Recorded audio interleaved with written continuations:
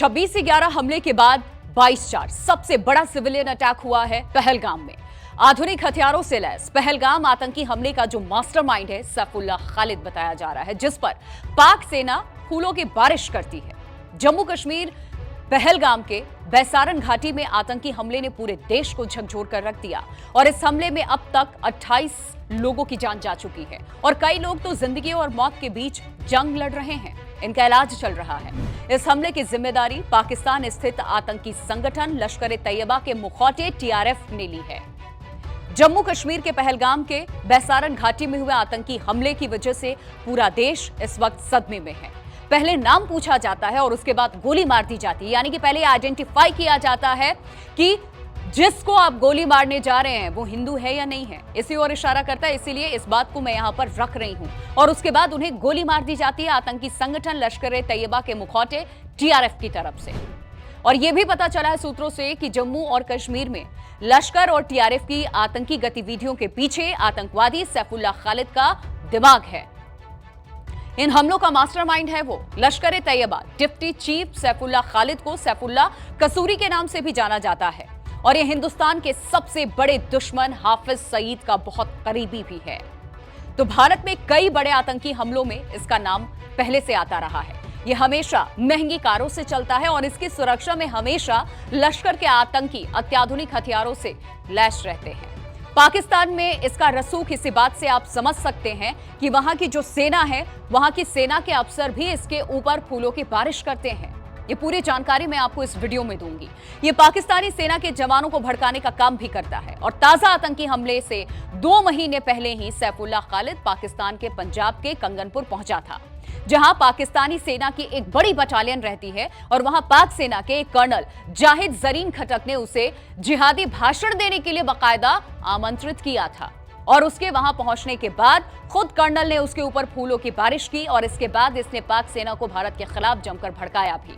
उसने यहां तक कहा कि वो लोग भारतीय सैनिकों का जितना कत्ल करेंगे अल्लाह उन्हें उतना ही बरकत देंगे और इसे चाहे जैसे अंजाम दिया जाए। इसी तरह पाकिस्तान के खैबर पख्तूनख्वा में भी आयोजित एक सभा में भी इसने भारत के खिलाफ जमकर जहर उगले थे।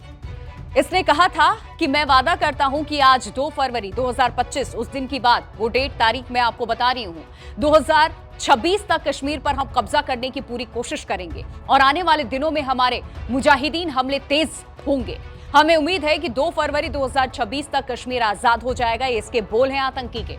इस सभा का आयोजन ISI और पाक सेना ने मिलकर के किया था। उसे सुनने के लिए बड़ी संख्या में हथियारबंद आतंकी यहां पर शामिल हुए थे। अब अंदाजा लगाइए इस मानसिकता से आप कि कैसे पाकिस्तान में इनको पाला पोसा जा रहा है। इंटेलिजेंस इनपुट की बात करूं मैं तो जिस तरीके से आतंकी कैंप में इसने हिस्सा लिया, इसे लश्कर-ए-तैयबा के पॉलिटिकल विंग PMLA और SMLA ने आयोजित किया था और इसमें सैफुल्लाह कसूरी भी मौजूद था।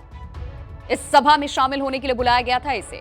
उसने इस कैंप से आतंकी हमलों के लिए लड़कों का चयन किया बाकायदा, जिन्हें बाद में टारगेट किलिंग के लिए ट्रेनिंग भी दी गई और यहां भी सैफुल्लाह ने भारत के खिलाफ भड़काऊ भाषण देकर के वहां मौजूद लड़कों को उकसाया था और इन लड़कों को आतंकी ट्रेनिंग देने के बाद पाकिस्तानी सेना की मदद से सीमा पार घुसपैठ कराने की भी बात सामने आई थी।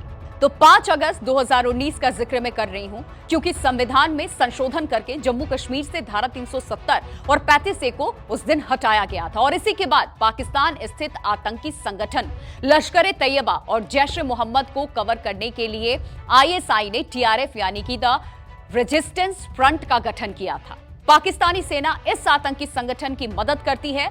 लश्कर के फंडिंग चैनलों का इस्तेमाल होता है। गृह मंत्रालय ने भी राज्यसभा में यह बताया था TRF आतंकवादी संगठन लश्कर-ए-तैयबा का एक मुखौटा संगठन है और साल 2019 में TRF अस्तित्व में आया था और उसी के बाद से जम्मू कश्मीर में लगातार आतंकी हमले कर रहा है, जहां सिविलियन को भी टारगेट किया गया।